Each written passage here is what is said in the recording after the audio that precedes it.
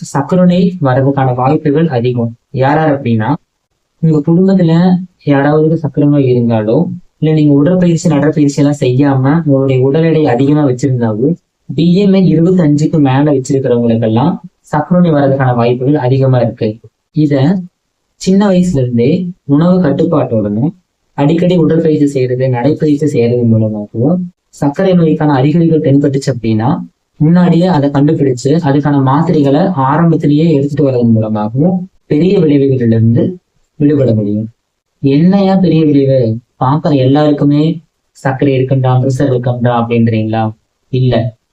இங்க நான் படிக்கிற மருத்துவக் கல்லூரி மருத்துவமனையில அட்மிட் ஆகி ஒரு நோய் குணப்படுத்த முடியாம ரொம்ப நாள் அட்மிட் ஆகி இருக்காங்கன்னா அதுக்கான முக்கிய காரணம் அவங்களோட சர்க்கரை அளவு கண்ட்ரோல் பண்ணவே முடியல.